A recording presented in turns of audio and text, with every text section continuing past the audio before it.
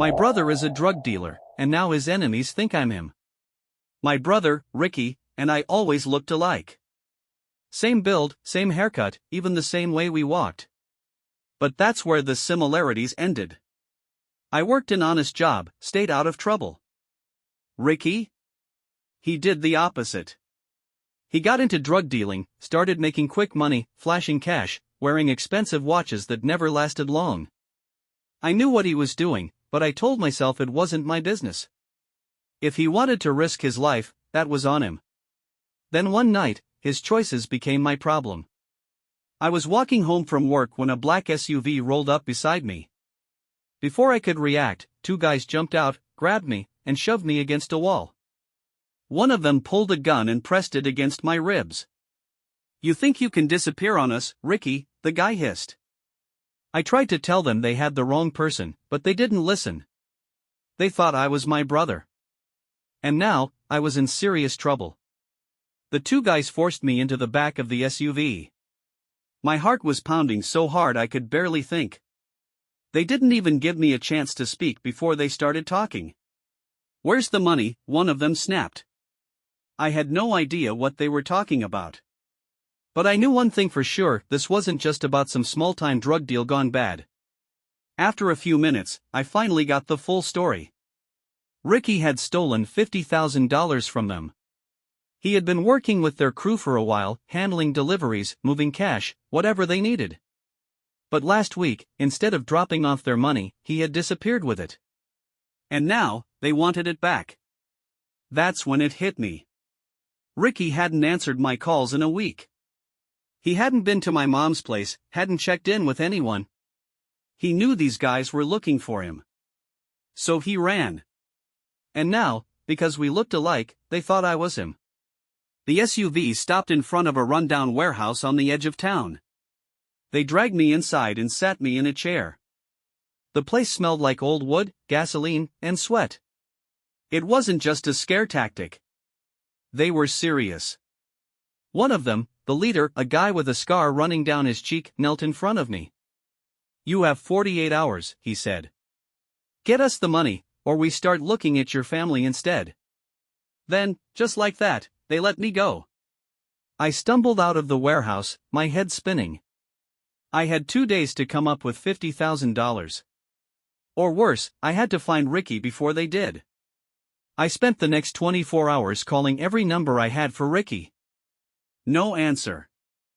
I went to his usual spots, the old apartment, the bar he used to hang out at, even his ex's place. Nobody had seen him. Then, I got a break. One of Ricky's old friends, a guy named Carlos, told me he had heard Ricky was laying low in a motel outside of town. I drove there, my hands gripping the wheel so tight my knuckles were white. When I knocked on the door, he actually answered. Ricky looked like hell. Unshaven, eyes bloodshot, twitchy. He was high. Of course he was. When I told him what was happening, he just laughed. "They won't touch you, man," he said. "They're just trying to scare you." I grabbed him by the shirt. They gave me 48 hours. They said they'd come for Mom next. That wiped the smirk off his face. Ricky finally admitted it. He took the money because he wanted out. He thought he could run, maybe start fresh somewhere else. He didn't care that he was leaving me to deal with his mess. I wanted to hit him. Bad. But I didn't have time for that. I had one option left. I went to see Marco, Ricky's old supplier. He was a bigger player, the kind of guy Ricky worked for before he got greedy. If anyone had the power to fix this, it was Marco. When I showed up at his place, I told him everything. I expected him to be mad. Instead, he just laughed. "Typical Ricky," he said. "Always biting the hand that feeds him." Marco made a call. I don't know who he spoke to, but an hour later, I got a text from an unknown number. "Debt cleared. Don't ever show your face again." I don't know what happened after that.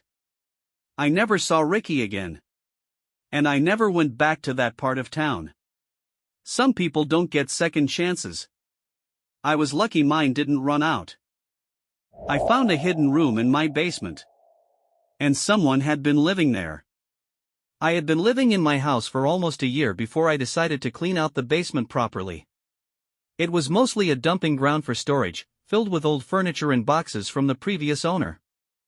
I never spent much time down there, just enough to grab tools or holiday decorations. One weekend, I started moving things around to make more space. While pushing a heavy shelf against the far wall, I noticed a small draft coming from somewhere. That was odd. The basement had no windows, just one door leading upstairs.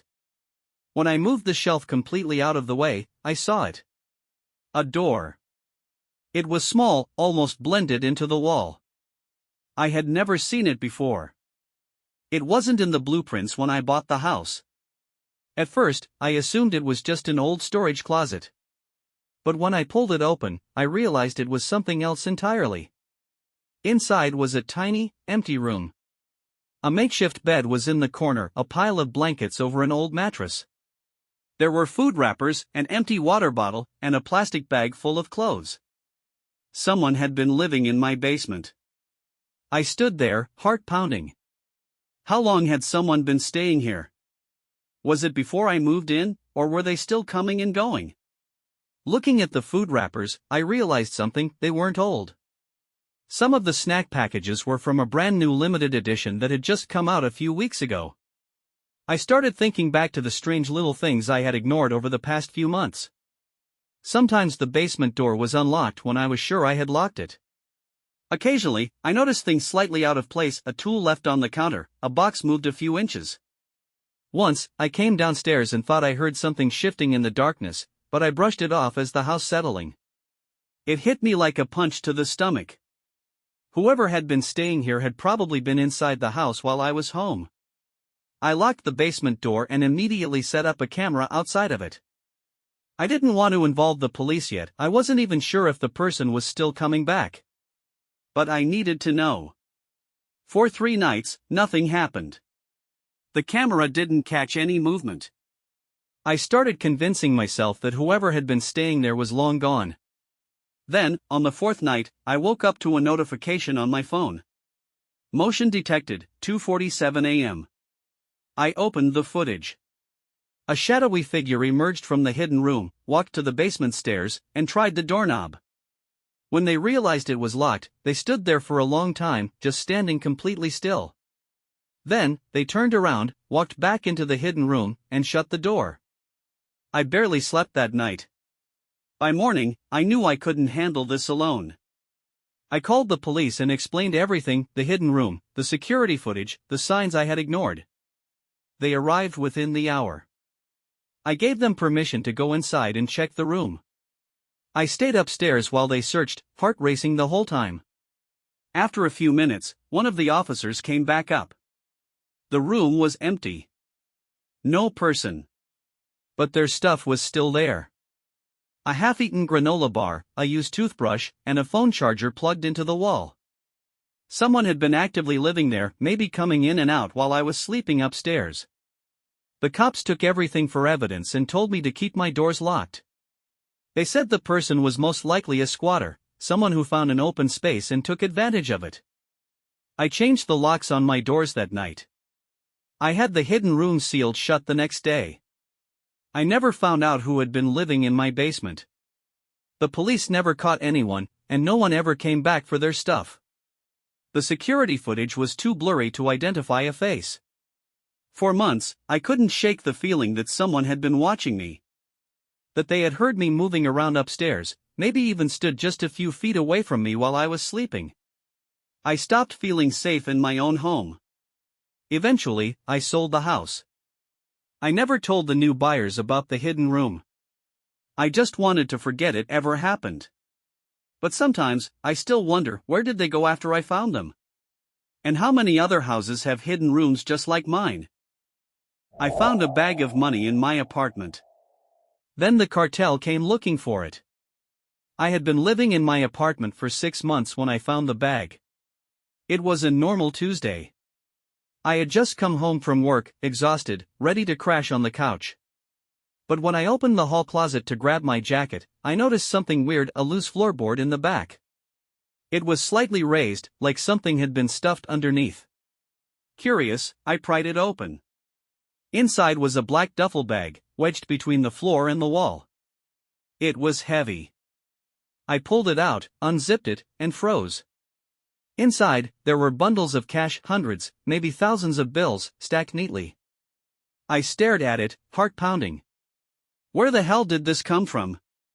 And more importantly, who did it belong to? I sat on my couch, staring at the bag. It was easily 6 figures, maybe more. My first thought? I should turn it in. Call the cops, report it, stay out of trouble. My second thought?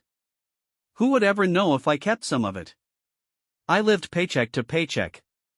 Rent was going up, my car was falling apart, and I had nothing in savings.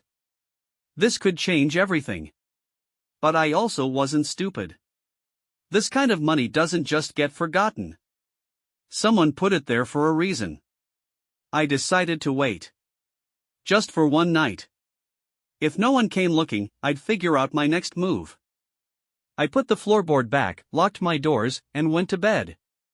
At 3 a.m., I woke up to the sound of someone knocking. Not just knocking, pounding. I sat up, heart racing. No one comes to your door at 3 a.m. for a good reason. I crept to the peephole and looked outside. 2 men stood in the hallway. Both wearing suits. One of them had a tattoo on his neck, a symbol I had seen before on the news. A cartel symbol. I backed away, barely breathing. The pounding started again. One of them spoke through the door. "We know you're in there. We need to talk." I didn't move. Didn't make a sound. After a minute, they stopped knocking. Then, I heard them try the doorknob. It was locked. They stood there for a few more seconds. Then, finally, I heard footsteps as they walked away. I stayed awake until sunrise. The next morning, I knew I had to get rid of the bag. I grabbed it, shoved it in my backpack, and left my apartment. I didn't know where I was going, just away. But as soon as I stepped outside, a black SUV was parked across the street. The guy with the tattoo was in the driver's seat. He was watching me. I turned the other way and started walking fast. My brain was racing. If I dumped the money somewhere, they'd still think I had it. If I went to the cops, I'd be ratting on someone dangerous. I was out of options. So I made a desperate decision. I got on a bus and left town. I stayed in a motel 3 towns over for a week, waiting to see if they would find me. I didn't use my credit cards, didn't talk to anyone. Then, one night, I got a text from an unknown number. "You made the right choice." That's when I knew. They had found the money. And they knew I didn't take any. I don't know what would have happened if I had kept even a single dollar. My mom ran off with my best friend, and now she's pregnant. I never thought my life would turn into something you'd see on a trashy reality show. My best friend, Jake, had been like a brother to me since middle school. We did everything together, skipped class, got in trouble, played video games until sunrise. He was the one guy I trusted more than anyone. Then, one day, he just stopped coming around. No calls, no texts. I figured he got busy, maybe met a girl. It happens sometimes. But something about it fell off. Then I came home one night and saw his car in my driveway. At first, I was confused. I hadn't invited him over, and we hadn't talked in weeks. But I figured maybe he had come to make things right. I walked inside, expecting to see him sitting at the kitchen table, waiting to catch up. Instead, I saw him on the couch with my mom. Not sitting apart. Not like a normal guest. They were close, too close. Her legs were draped over his, and they were laughing like it was the most normal thing in the world. My mom saw me first. Her face went pale. "Jake?" He just stared at me. He didn't even move. It hit me like a truck. My best friend was hooking up with my mother. I didn't say a word. I just turned around and walked out. I drove around for hours that night, too angry to think straight. I didn't want to go back home, but I didn't know where else to go. I kept trying to tell myself I had misunderstood. Maybe it wasn't what it looked like. Then, around midnight, Jake finally called me. I didn't want to answer, but I needed to hear what kind of excuse he was going to come up with. Maybe he'd say it was some kind of mistake, that he got drunk and didn't know what he was doing. But he didn't. He told me the truth. He and my mom had been seeing each other for months, behind my back. Months. While I was telling him about my problems, while we were hanging out like normal, he was sleeping with my mother. I lost it. I yelled, I cursed him out, I told him he was dead to me. He tried to act like it was complicated, that they didn't plan for this to happen, that feelings just developed. I didn't care. I hung up. Then my mom texted me, "We need to talk." I threw my phone across the car. For 2 days, I ignored them both. I didn't want to deal with it. I didn't want to hear their pathetic excuses. But then my mom sent another message. She was pregnant. I stared at the screen, feeling my stomach drop. I read the message over and over, hoping I had misread it. But it was clear as day. My mom was having Jake's baby. I wanted to throw up. This wasn't just some disgusting, messed up fling anymore. It was permanent. There was no escaping this now. Then she sent another message, "Jake and I are moving in together." I dropped my phone. My mom was building a life with my best friend. I stayed at a friend's house for a few days, refusing to go home. My mom kept calling, leaving voicemails, telling me she didn't want to lose me. Jake tried to act like we could just talk it out, like we could still be friends. I blocked both of them. Then, I went home one last time. I packed my things, barely speaking to my mom. She was crying, telling me she didn't plan for this, that she still loved me. I didn't respond. There was nothing to say. Jake wasn't there. Of course, he wasn't. He couldn't even face me. I left without looking back. Months passed. I moved in with a friend and cut off my mom completely. Jake? He was nothing to me anymore. The baby was born. I didn't go to the hospital. I didn't ask for updates. As far as I was concerned, that wasn't my family anymore. People always ask if I ever made peace with it. I didn't. Some betrayals are too big to forgive. I cheated on my wife, with my wife's twin sister. My wife, Emma, had an identical twin sister, Olivia. They looked exactly alike, but their personalities were completely different. Emma was quiet, responsible, always thinking things through. Olivia was wild, impulsive, and always pushing limits. I had been with Emma for 5 years, married for 2. Olivia had always been around, but I never thought much about her. That changed the night Emma went out of town for a work trip. Olivia came over, saying she was bored and wanted to hang out. We had some drinks, talked, and laughed more than I had in months. 1 drink turned into 3, then 5. I don't remember who leaned in first, but suddenly we were kissing. I knew it was wrong. But I didn't stop. The next morning, I woke up with a pounding headache and immediate regret. Olivia was already gone. I told myself it was a one-time mistake. Emma would never find out. I just had to act normal. But Olivia didn't act normal. She started texting me more, making little comments when Emma wasn't around. It was subtle at first, a knowing look, a brush of her hand when no one was watching. I should have shut it down. I didn't. Instead, I let it continue. A few stolen moments. More late nights when Emma was busy. Then, before I knew it, Olivia and I were sneaking around. It wasn't just one mistake anymore. It was a full-blown affair. Keeping secrets like this isn't easy. Emma started noticing things. I was more distracted. Sometimes I would call her Olivia by mistake, brushing it off as nothing. I took longer showers, deleted messages, and became paranoid. Then, Olivia started pushing boundaries. She told me she wanted more. She didn't just want to sneak around, she wanted me to leave Emma. That wasn't going to happen.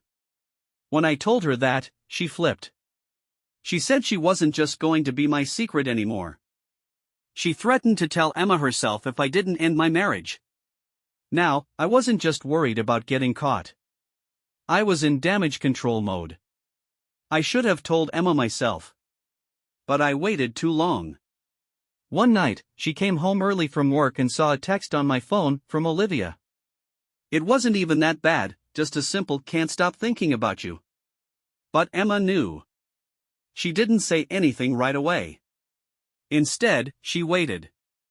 The next day, she confronted Olivia first. I don't know what was said between them, but when I got home, Emma was waiting for me. She looked at me with pure disgust and asked me how long it had been going on. I didn't bother lying. She already knew. Emma kicked me out that night.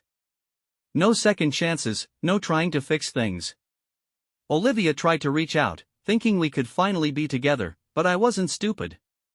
If she was willing to betray her own sister, what made me think she wouldn't do the same to me? In the end, I lost both of them.